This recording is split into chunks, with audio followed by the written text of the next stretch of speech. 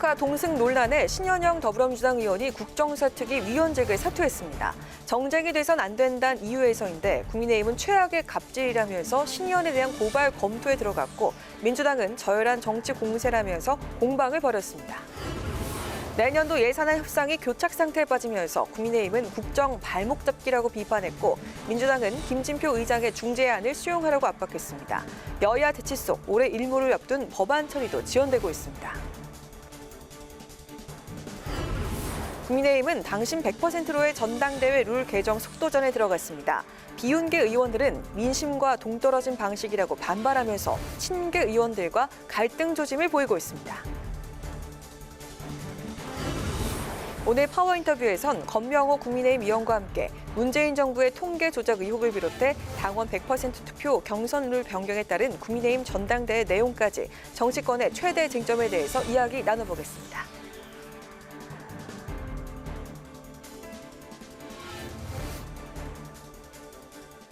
여러분 안녕하십니까? 12월 20일 의정 종합뉴스 뉴스엔 시작하겠습니다.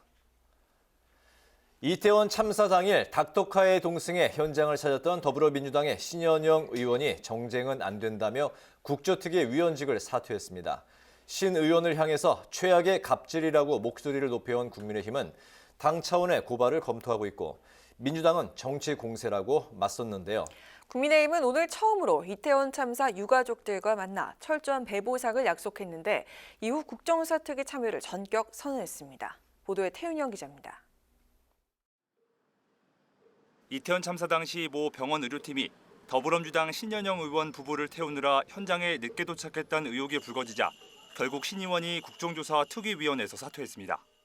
비례대표 의원이 되기 전까지 그 병원 의사로 일했던 신 의원은 국회의원이 아닌 의사로서 또 남편은 구강외과 전문의로서 현장에 도움이 될 거라 판단해 동행한 거라 해명했지만 경기팀은 나중에 호출을 받고 추후 수습하는 반으로 들어간 것이 되겠습니다.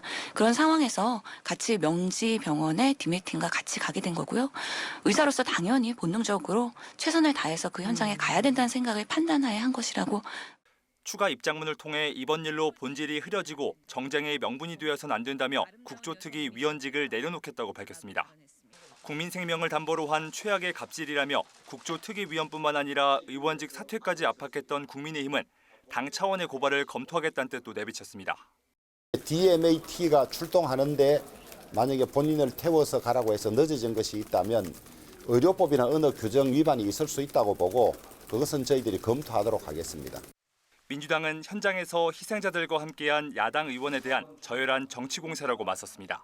집권 여당이 어떻게든 참사의 이 정부 책임을 회피하고 외면하고 감싸기에 급급했던 그런 여당이 과연 저런 말을 할 자격이라도 있는 것인지. 민주당은 다만 신 의원의 사퇴 의사는 수용하고 소방관 출신의 오영환 의원을 국정조사 특위위원으로 교체했습니다. 이런 가운데 국민의힘은 이태원 참사 국정조사 특위에 전격 참여를 선언했습니다. 이상민 행안부 장관 해임 건의안에 반발해 전원 사의를 표했던 여당 소속 국정조사 특위위원들이 처음으로 유가족들을 만나 철저한 배보상을 약속했는데 이 자리에서 유가족들은 여당 일각에서 불거진 이딴 망언 논란을 규탄하며 여당의 국정조사 특위 참여를 촉구했습니다. 제발 좀 부탁드립니다. 내일 원내 복귀하시고 우리 지아리뿐만 아니라 이태원에서 너무 아깝게 가신 분들 우리 지아리 죽을 때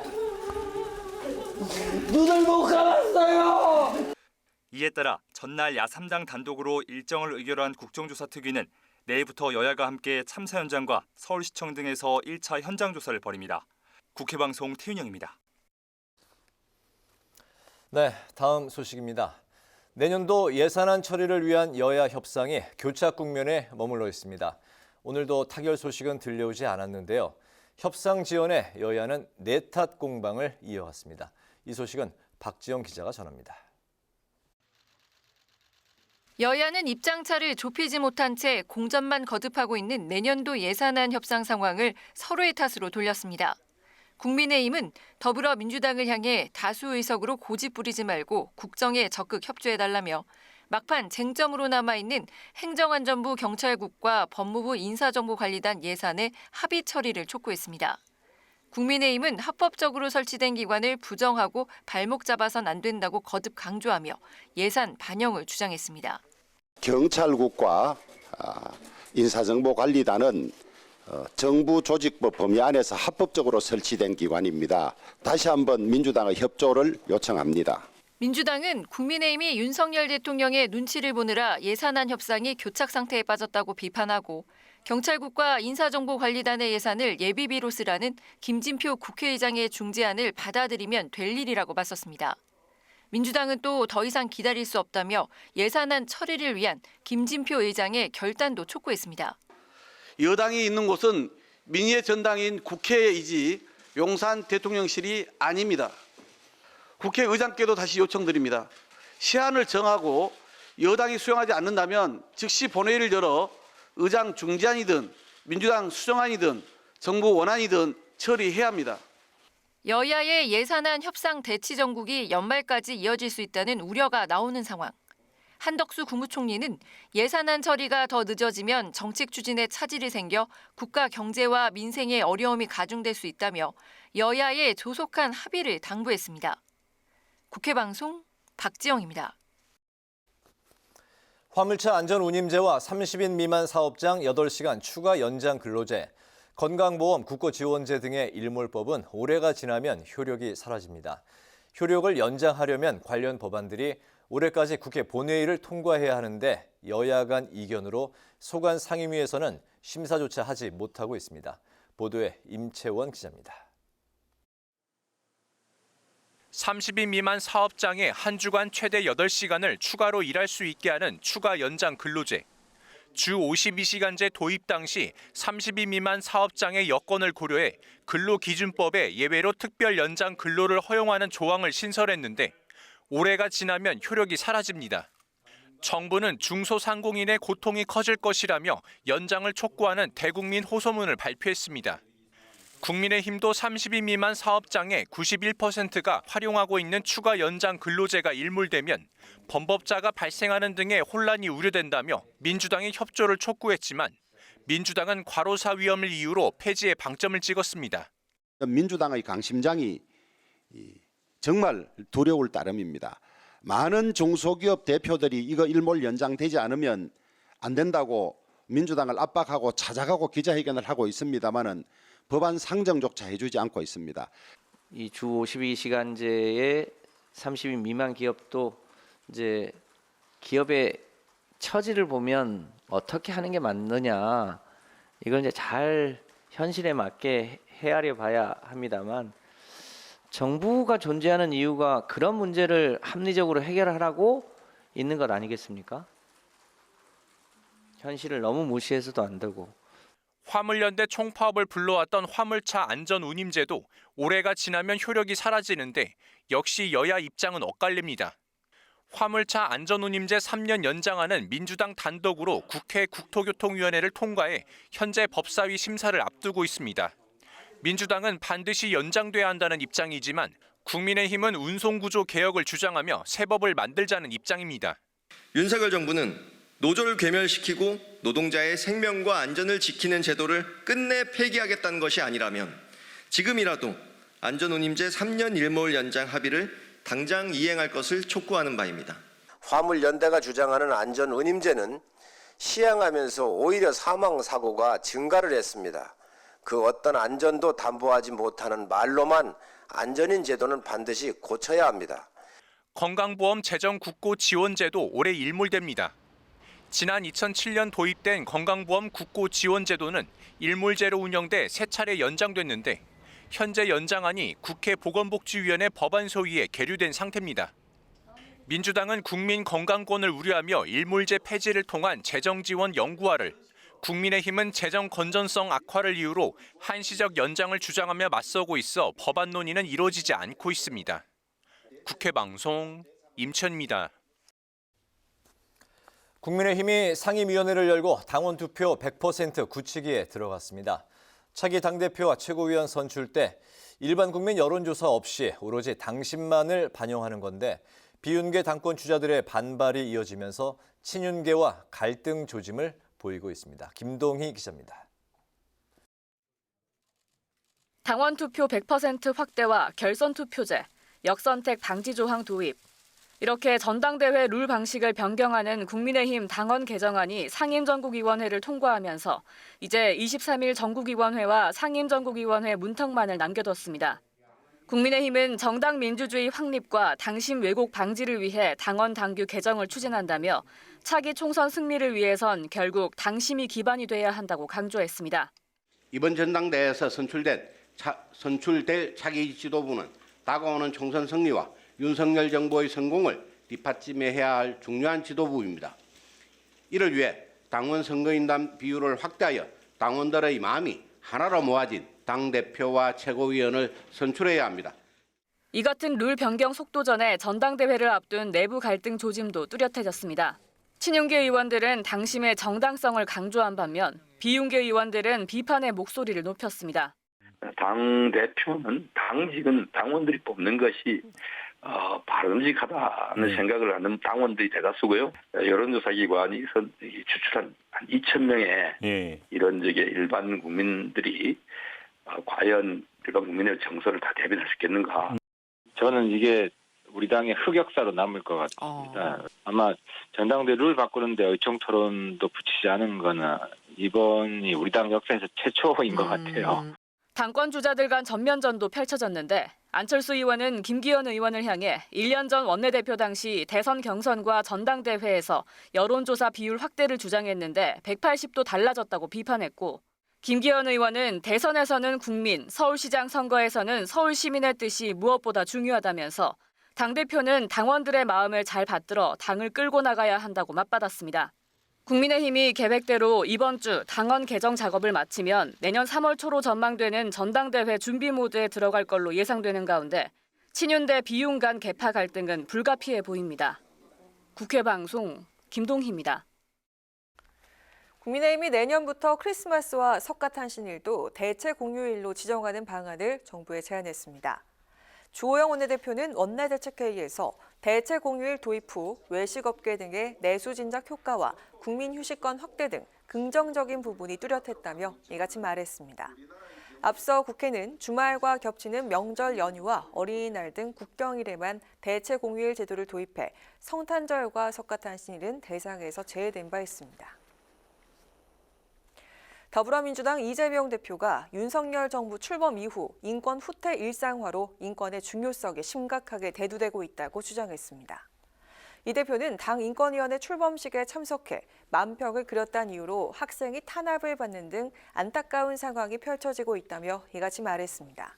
그러면서 위원회 인권 침해 구제 활동 등에 적극적으로 나서달라고 주문했습니다.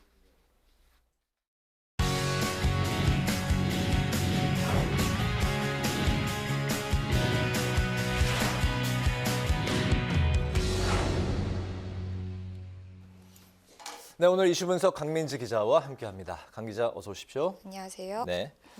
국민의힘이 차기 당대표 선출을 일반 국민 여론조사 없이 뽑는 당원 개정에 이제 본격 착수를 했습니다. 어제 비대위에서 이제 만장일치로 의결했고 오늘 바로 상임 전국위를 열어서 이제 통과를 시켰는데 이렇게 되면 18년 만에 당대표 선거에서 여론조사 없이 뽑게 되는 거죠? 네, 맞습니다. 2004년 국민의힘 전신이었던 한나라당 시절에 이 당대표 선출에 여론조사를 도입해왔는데요. 네. 이 당시 노무현 전 대통령 탄핵소추 사건으로 역풍을 맞으면서 이 민심을 따르겠다는 의지를 보이겠다며 여론조사를 도입한 겁니다.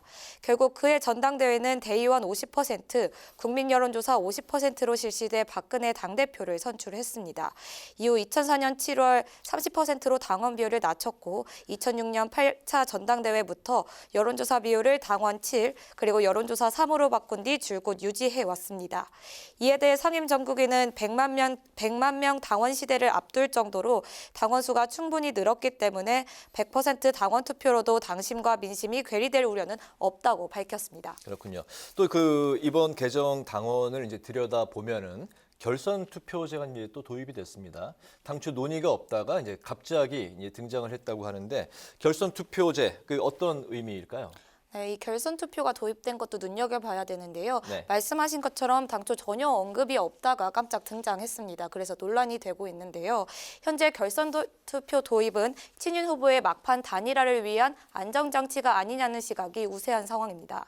당원 지지가 높은 후보들에게 표가 분산될 경우 중도층 지지가 강한 유승민 전 의원, 안철수 의원 등 비윤계 후보가 당선될 가능성이 높기 때문입니다. 이 과반 투표가 없을 시 1, 2 재투표를 실시하는 결선을 통해 당원 표심을 친윤 후보에게 모이기 위함이라는 분석인데요. 특히 현재 당권 주자 중 유력 후보가 없다는 점에서 결선 투표로 갈 가능성이 커 보입니다. 이 앞서 친윤 간 단일화가 되지 않더라도 결선에서 자연스레 단일화가 이루어질 것이란 계산입니다. 다만 뜻밖의 변수로 비윤 후보들에게 유리할 수 있다는 분석도 나오는데요. 이 당원 100% 투표 등으로 친윤 후보들에게 유리하다는 판단이 들고 있는 만큼 친윤 간 교통 정리가 쉽지 않을 것이란 이유에서입니다. 지난 전당대회에서도 당원 투표율이 높았던 나 전 의원과 주호영 당시 원내대표가 당원들의 표를 나눠 가지며 이준석 전 대표가 당선됐다는 분석도 나옵니다. 현재 친윤 후보군으로 분류되는 권성동, 김기현 의원과 그리고 불출마를 시사하며 김기현 의원과 연대설이 돌았던 나경원 전 의원까지 서로 간 연대에 대해서 말을 아끼며 조심스러운 모습을 보이는 상황입니다. 내년 1월 본격적인 당권 게이스가 막이 오를 전망인 가운데 이 현재 흘러나오는 설 개각으로 장관직을 수행하고 있는 권영세 통일부 장관과 원희룡 국토부 장관까지 향후 투입이 된다면 친윤 후보 간 신경전이 치열해질 것으로 보입니다. 그렇군요. 이번 그 더불어민주당 상황을 또 살펴보기로 하겠습니다. 민주당이 어제 박지원 전 국정원장의 복당을 이제 허용을 했는데 여기에는 이재명 현 대표의 의중이 강하게 반영이 됐다고요. 네, 박지원 전 국정원장 6년 11개월 만에 민주당에 복당했습니다. 네. 이 박 전 원장 2015년 민주당 정신인 새정치민주연합 당대표 선거 당시 문재인 전 대통령을 당시 경선 상대였던 문재인 전 대통령의 비판에 친문계와 갈등을 빚어왔고요. 또 2016년 문재인 대표 체제의 반발에 탈당한 뒤 국민의당에 합류한 바 있습니다. 이후 문재인 정부에서 마지막 국정원장을 지낸 뒤 정권 교체가 되며 줄곧 복당 의지를 밝혀왔는데요. 민주당에서 수차례 복당 논의를 한 끝에 대승적, 대통합 차원에서 복당을 수용하자는 당대표의 의견을 최고위원들이 수용했다고 밝혔습니다. 민주당은 박 전 원장 복당 문제를 최고에서 5차례나 논의를 했지만 절반 가까운 최고위원들의 반대에 부딪혀 의결이 지연됐던 것으로 알려졌습니다. 특히 정청래 최고위원은 2016년 박 전 원장의 국민의당 합류 이력과 당 지도부를 향한 비난 등을 거론하며 부정적 반응을 보인 것으로 전해지는데요. 대승적 차원에서 박 전 원장의 복당을 수용하자 이렇게 밝힌 이재명 대표의 결단과 설득이 주요했던 것으로 알려졌습니다. 네, 이재명 대표와 박지원 전 원장이 이제 복당을 강력하게 이제 원했는데 이유가 어디에서 찾을 수 있을까요? 네, 이재명 대표의 정치력 확장에 이 매력적인 카드가 될 수 있기 때문입니다. 현재 사법 리스크 우려가 커지는 상황에서 이 대표에게는 든든한 우군이 필요한 상황인데요. 이 우선 국정원장 출신 박 전 원장의 정무적 정보력에 대한 기대가 있다는 분석입니다. 또 노련미를 갖추고 언론에 능숙한 야권 스피커 박 전 원장을 통해 대여 투쟁 수위도 더욱 높이겠다는 의지도 읽힙니다. 지난 대선 당시 대사면이라는 명분으로 당시 국민의당에 합류했던 정동영 의원 역시 복당시켰던 만큼 이 박 전 원장도 복당시켜야 한다는 의견도 있었던 것으로 알려지는데요. 사실상 정동영, 박지원, 권노갑 등 호남 출신 구민주당계를 복당시켜 지역과 당 기반을 확실하게 다지겠다는 해석도 읽힙니다. 네, 호남도 다지고 또 빅스피커 역할도 이제 기대를 한다는 건데 그 박지원 전 원장의 역할에 대해서 실질적으로 어떤 부분에 대해서 기대를 하고 있는지 그 목소리가 벌써 나오고 있다고요? 네, 그렇습니다. 이 박경선 전 중소벤처기업 장관 오늘 한 라디오에 나왔는데요. 네. 여기서 이재명 대표가 사법 리스크가 현실화되면 박지원 전 원장이 역할을 할 수 있겠냐 이렇게 물었는데 그럴 수 있다고 답을 했습니다. 정치권에서 현재 민주당 내 정치력 있는 중진 정치인이 없어서 이 대표 사법 리스크 현실화 시 박 전 원장이 구심점 역할을 할 수도 있다는 관측이 나오는데요. 특히 비대위원장 역할을 할 수도 있다는 해석입니다. 박지원 전 원장 역시 오늘 한 라디오 라디오에 나와 자신이 바이든 미 대통령보다도 건강하다며 22대 총선 출마 가능성을 열어뒀는데요. 그러면서 과거 일을 반성하고 권리당원으로 마지막 정치 인생을 민주당과 함께하겠다는 각오도 들어간 것이라고 강조했습니다. 이 현실화될 경우 당 혼란은 상당할 것으로 보이는데요. 복당은 허용했지만 당 일각에서 이 공개 저격이 나오는 등 반발이 만만치 않기 때문입니다. 특히 앞서 공개 반대를 했던 정청래 최고위원 역시 오늘도 선을 못 넘어오게 경계 근무를 계속할 것이라며 부정적 반응을 밝혔는데요. 이후에 친명계 내부에서도 박 전 원장 영입 반대 기류가 만만치 않은 상황이라 향후 핵심 지지층 분열이 일어날 수 있는 상황입니다. 그렇군요. 비대위원장 역할에 대한 이야기도 나오고 있지만 내부 또 반대도 만만치 않게 또 나오고 있다는 상황까지 전해드렸습니다. 오늘 이슈 분석 강민지 기자와 함께했습니다. 강 기자 수고했습니다.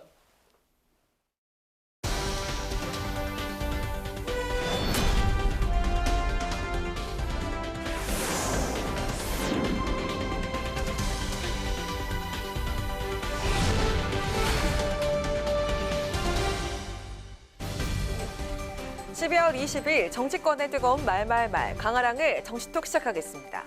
첫 번째 정치톡은 악의적 편집입니다. 대통령실이 또 한 번 언론을 향해 강력한 유감을 표명했습니다. MBC에 이어 이번엔 YTN의 돌발 영상 때문이었습니다. YTN은 테스트 영상을 무단으로 사용해 마치 사전에 기획된 행사인 양 악의적으로 편집했습니다. 강력한 유감을 표하며 스스로 언론인의 윤리에 부합하는 책임 있는 자세를 보여주기를 바랍니다. 대통령실은 지난 15일 생방송으로 진행된 국정과제 점검회의와 관련해서 대통령과 장관이 국민께 정책 방향을 생생히 설명하는 자리를 폄훼하기 위해 YTN은 테스트 영상을 무단으로 사용해 마치 사전에 기획된 행사인 양 악의적으로 편집했다고 지적했습니다. YTN 측 역시 사용할 수 없는 영상으로 제작된 사실을 확인하고 곧바로 삭제 조치를 했다면서 시청자와 대통령실의 유감의 뜻을 밝혔습니다. 하지만 여당은 관련자들의 퇴출과 YTN 사장의 사퇴까지 촉구하고 나섰고요. 야당은 반쪽짜리 대화라면서 공세를 이어가고 있는 상황. 짜고 치는 생방송이라는 컨셉을 기획해서 생방송과 교묘히 교차 편집한 조작 방송을 자행한 것입니다. YTN은 연루된 모든 간부를 색출하여 퇴출시키십시오. 우장균 사장은 국민 앞에 석고대죄하고 지금 당장 사퇴하라고. 사전 각본에 의한 질문이라는 것이 합리적 의심이 드는 상황인 겁니다.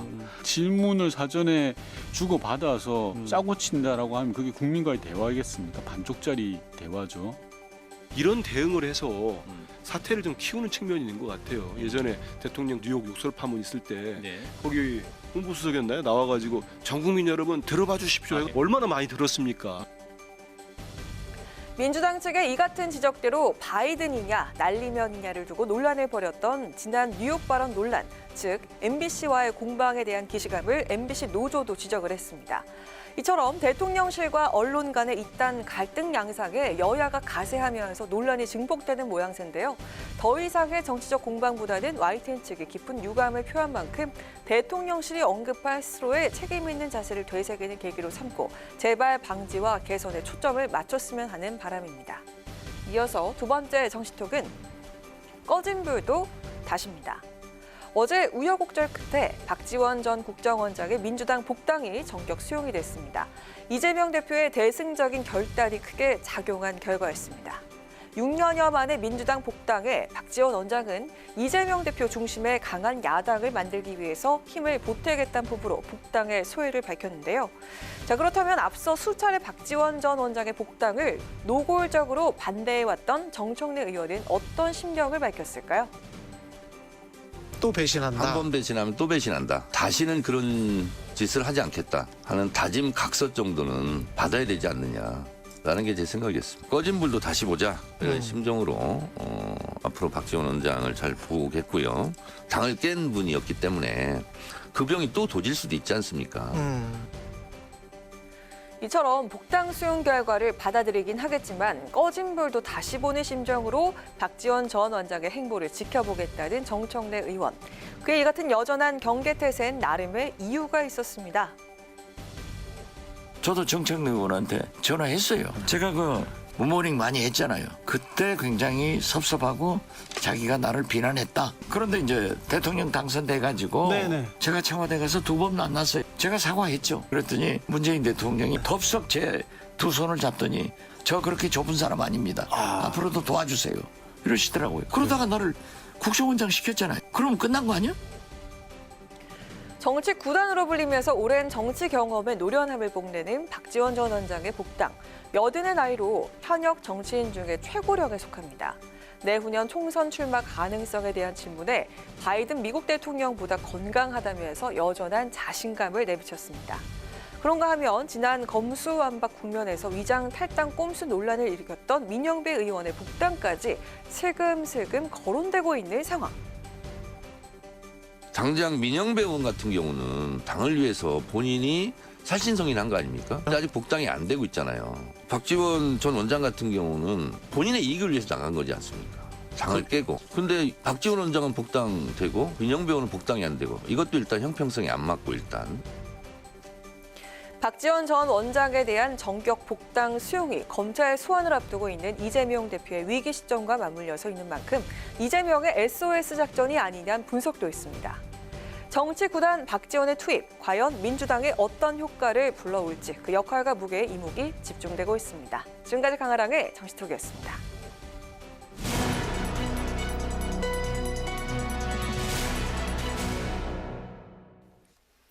네, 최근 혼돈의 민주당 상황에서 오선 중진으로서의 무게감과 역할을 톡톡히 해주고 계신 분입니다. 민주당 내 이른바 쓴소리맨으로 불리는 이상민 의원과 전화로 연결돼 있습니다. 이 의원님 안녕하십니까? 반갑습니다. 네, 안녕하세요. 네. 먼저 현재 민주당 안에서의 그 뜨거운 화두, 이재명 대표 사법 리스크에 관해서 이제 여쭤봐야 될 것 같습니다. 그동안 그 민주당 안에서도 여러 차례 이재명 대표에 대해서 이제 직설을 해 오셨는데요.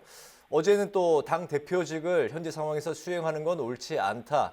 이런 이제 말씀을 또 하셨습니다. 왜 그런 생각을 하시는 건지 이유와 그리고 그 발언을 하시고 나서 당내 반응이 어땠습니까? 예, 제가 뭐 옳지 않다 이런 뜻보다는 지혜롭지 않다라는 말씀으로 했고요. 네. 뭐 제가 그렇게 발언했다고 해서 당내에 뭐 저를 뭐 공격하거나 뭐 이런 거는 그다지 그런 반응은 없고요. 뭐 당원들 중에 이제 일부 그런 소위 집중적으로 이제 문자 보내는 경우는 뭐 이번뿐만 아니라 그 전에도 있었던 일이기 때문에 오히려 지금은 익숙합니다. 제가 보기에는 이제 외관상 뭐 이런저런 별다른 반응은 없다 하더라도 당내에는 이재명 대표의 사법 리스크를 당의 전체의 운명과도 연결되고 있기 때문에 매우 걱정하는 목소리가 팽배해 있는 것도 사실입니다. 사실은 당과 또 당대표는 별개의 그 관계, 밀접하지 않을 수가 없기 때문에 이를 어떻게 하면 그 이재명 당대표의 사법 리스크 문제를 당과는 차단시키고 일정한 거리두기를 하는 것이 그 대응에 필요하다고 생각되는 때이라고 생각합니다. 네, 박지원 전 국정원장이 민주당에 복당을 했는데요. 이재명 대표가 적극적으로 밀어붙인 거라고 이렇게 이야기가 전해지고 있습니다. 일각에선 이 대표를 향해서 수사가 좁혀져 오는 이런 상황에서 노련한 우군이 필요했다는 해석이 나오고 있는데 어떻습니까?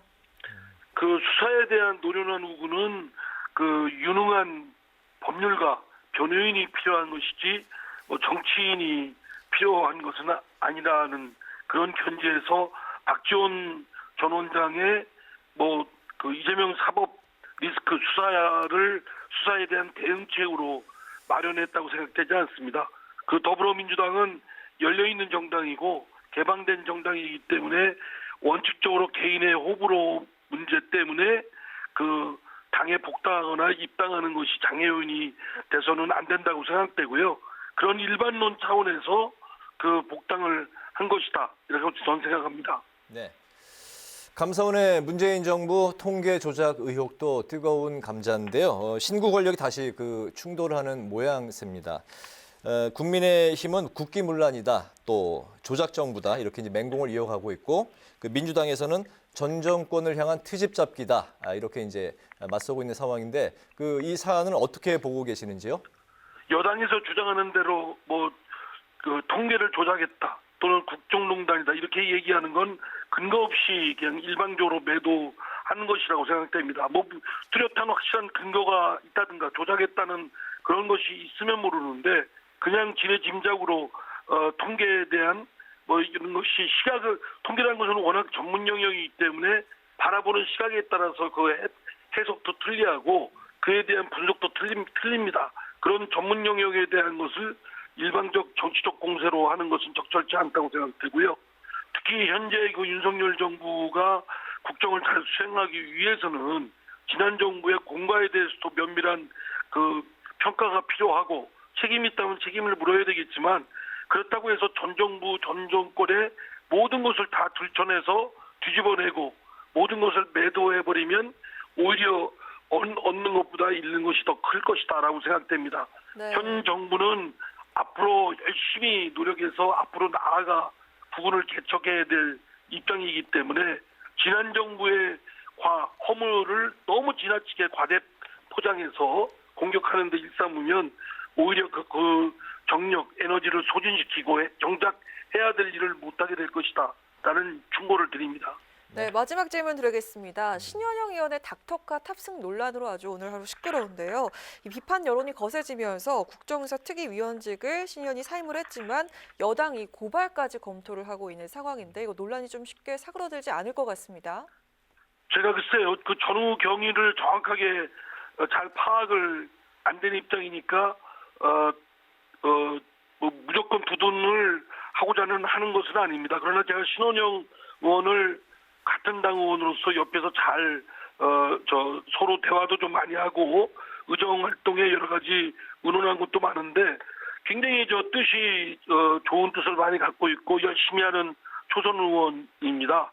그 이태원 사태, 참사 사태가 났을 때 의사 출신으로서 현장에 자신이 투입해서 하겠다는 그 선한 의도는 그대로 평가를 해주고, 다만 차를 이용하는 데 있어서 좀 부적절한 부분이 있었다면 그거는 그것대로 비판은 할지언정, 그 선한 의도까지 매도해가지고 하는 건 좀 지나치다. 또 더 나아가서 이를 정치적으로 초선 의원에 대해서 그냥 일방적 매도를 하는 건 비차간에 좀 금도를 벗어난 것 아닌가 싶습니다. 그래서 그에 대한 비판은 하더라도 그에 대한 의도나 여러 가지 경위는 참작할 점이 있으면 균형 있게 참작하는 것이 저는 바람직하다고 생각됩니다. 네, 오늘 말씀은 여기까지 듣겠습니다. 고맙습니다. 네, 감사합니다. 네, 지금까지 민주당 이상민 의원과 이야기 나눠봤습니다. 네.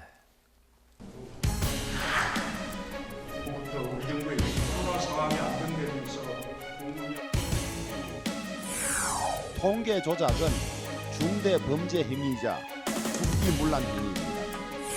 대국민 사기극의 책임자 엄벌이 필요합니다. 월성 1호기는 경계성 없다고 대표를 찍잖아요. ICBM 교체과 MC는 오늘 선거로 당 대표는 당원이 뽑는 것입니다. 이념과 철학, 목표가 같은 당원들이 당 대표를 뽑는 것은 당연합니다.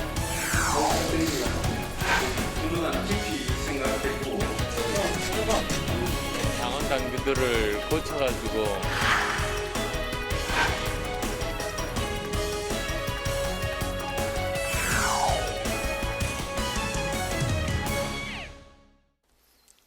네, 이어서 파워 인터뷰 시간입니다. 오늘은 국회 산자중기위 소속의 의원으로 지역구인 울산의 조선산업 부흥에 주력 중인 능력 있는 초선 의원을 모셨습니다.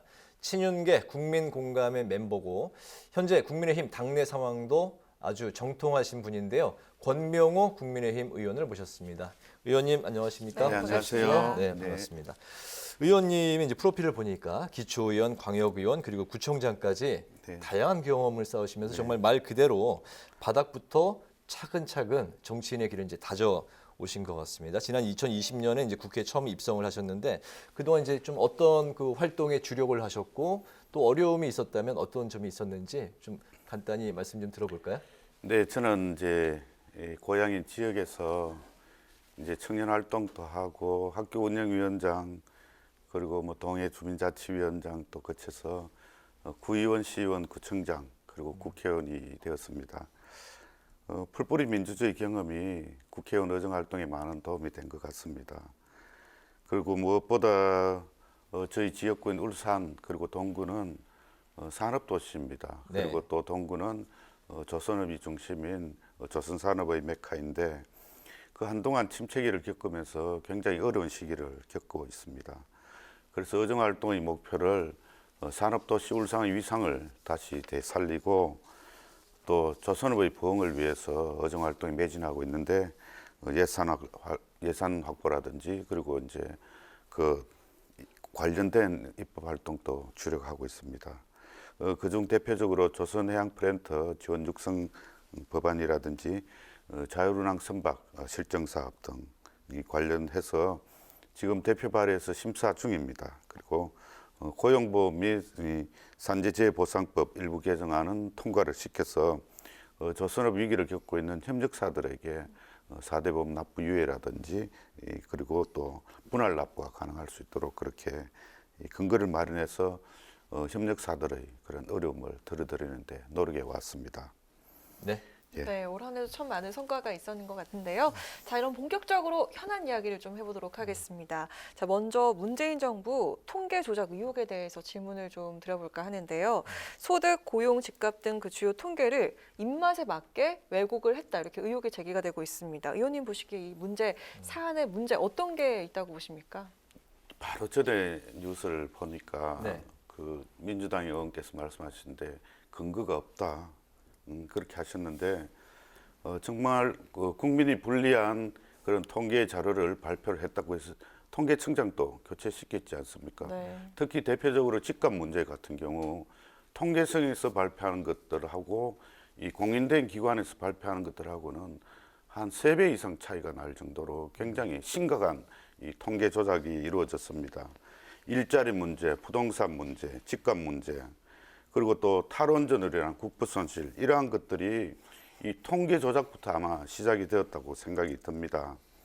소득 주도 성장으로 해서 양극화가 줄어들었다. 집값은 안정되었다.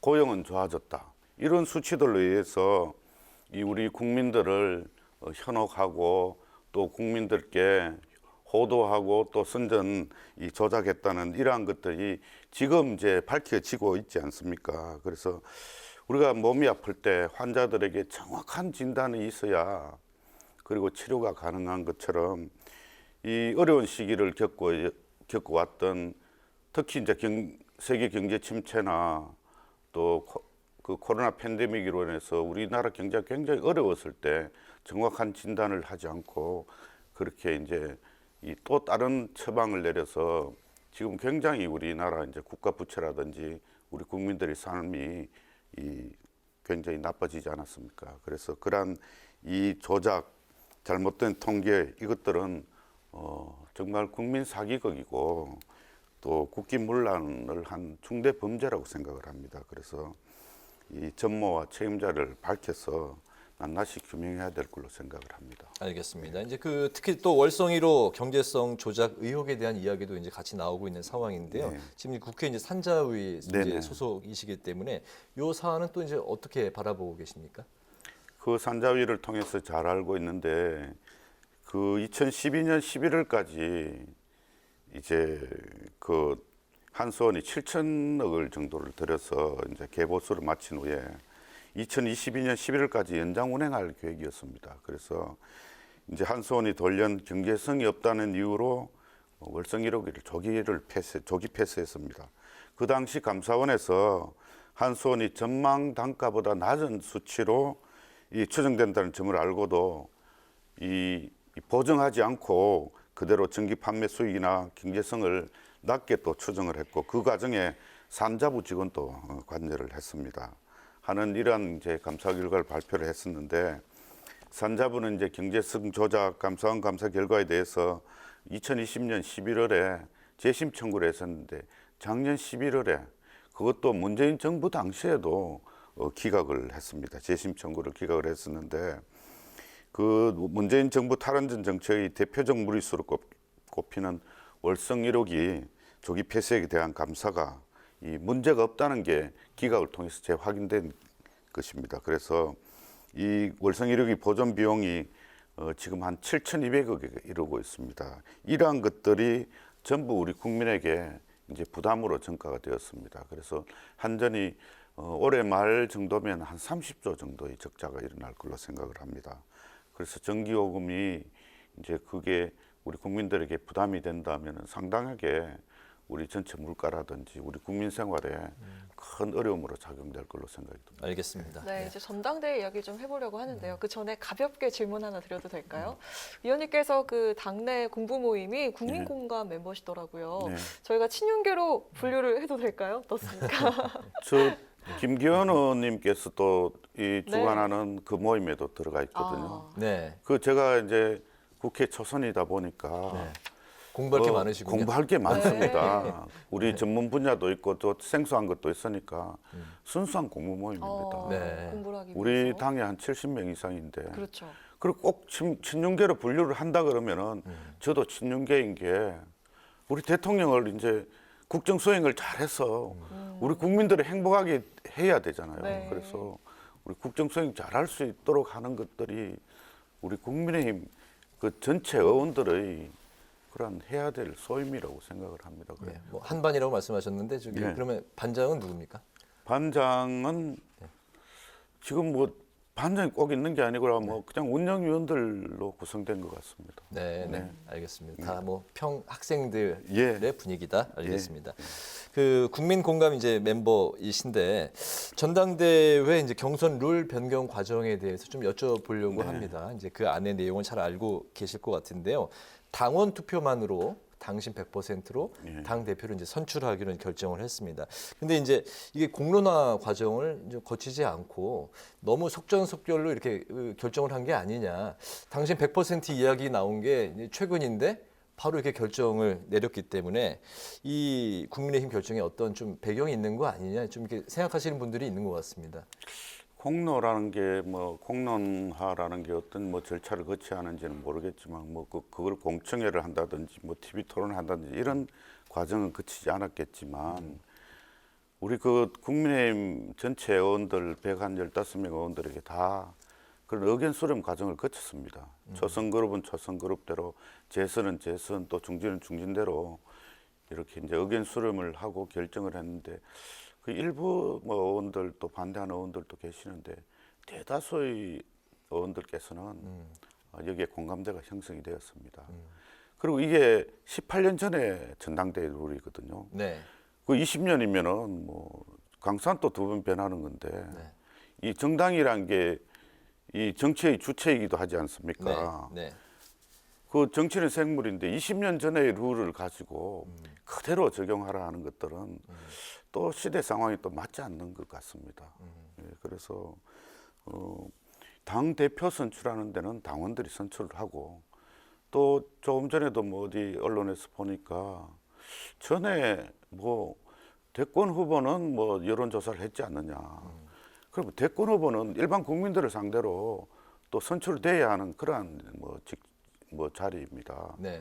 그렇지만 우리 당의 대표입니다. 당의 대표, 뭐 동문회의 대표, 도 뭐 이기도 하고 뭐 꼴목 대장 뭐 이런 비유로는 맞진 않지만 우리 동문회장을 선출한다 그러면은 우리 졸업을 했거나 수학을 했거나 하는 사람들이 이 선출을 해야 되는 것이지 타 동문 이웃 학교 뭐 거기에서 투표권을 준다는 게 그게 옳지 않다고 생각을 합니다. 맞지도 않고. 예. 네. 다른 일각의 좀 시각을 좀 살펴보면요.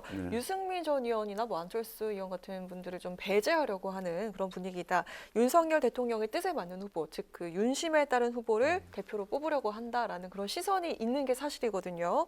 이 유력 후보들이 사실상 경선에 돌입한 상황에서 룰을 바꾸게 됐는데 이게 공정성 시비 등의 향후 갈등이 좀 예상되는데 어떻게 보시는지 들어볼까요? 항상 좀 보면은 이제 뭐든 미리 하면 좋겠지만 또 그것도 상황에 따라서 룰을 또 바꾸는 경우도 있습니다. 그리고 또 이 룰이 어느 누구에게 꼭 유리하다 또 불리하다 하는 이런 것들도 사실은 정확하게 알 수도 없는 노릇입니다.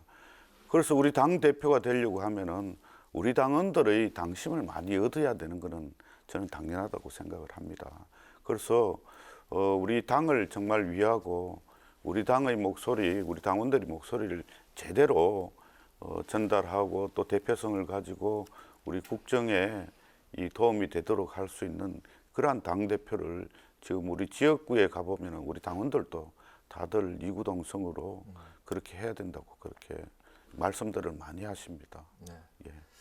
국고 보조금을 이제 그 당에서 받기 때문에 네. 그렇기 때문에 국민의 생각도 반영을 해야 되는 거 아니냐. 뭐 또 이런 또 이야기도 나오더라고요. 그렇겠죠. 이제 뭐 이렇게 이야기하면은 네. 또 이 말이 맞는 것 같기도 하지만 네. 아까 말씀드린 대로 우리 당원들 100만 이제 이 당원이 이제 곧 이제 될 것인데 우리 당원들이 목소리를 잘 전달해서 이 국정 운영을 잘 할 수 있게 하는 것들이 이제 우리 국민들에게 행복하게 하고 우리나라를 발전시키는데 국비가 들어간다는 그런 좀 또 다른 차원의 그런 생각들이 모여졌으면 좋겠다고 생각을 합니다. 알겠습니다. 향후 이제 의정 활동 계획에 이제 그 대해서 여쭤보겠습니다. 지역구가 이제 울산이신데 울산의 지역 경제 그 위기 극복을 위해서 또 증액 예산도 이제 확보하셨다고 전해 들었습니다. 축하드리고요. 법안 발의를 비롯해서 앞으로 이제 어떤 의정 활동에 이제 주력하실 계획이신지 좀 여쭤볼까요? 예, 우리 울산에 이제 국민의힘 의원들이 5명입니다. 거기에서 이제 전반기에 이어서 후반기에도 저를 산업통상자원중소벤처기업위원회로 저를 거기에 보내준 뜻은 우리 울산의 그런 산업도시 위상을 더 이제 높이고 또 이전에 울산이 이 대한민국 경제의 견인차 역할을 해왔습니다.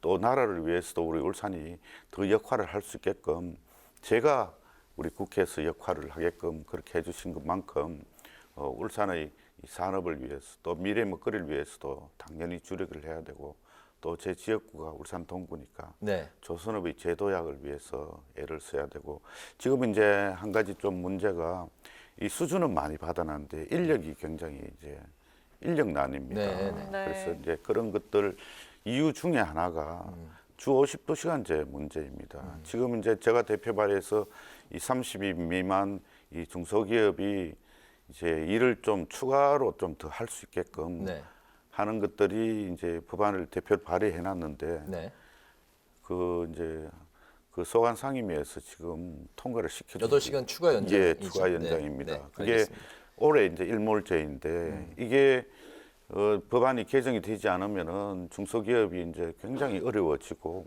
또 거기에 종사하는 사람들이 이 타 직종으로 이제 옮겨가는 그러한 우려가 발생이 되어서 반드시 우리 민주당에서 좀 협조를 해주셔서 이 법안을 꼭 통과시켜서 우리 침체된 대한민국의 산업을 다시 일으켜 주셔야 될 것 같습니다.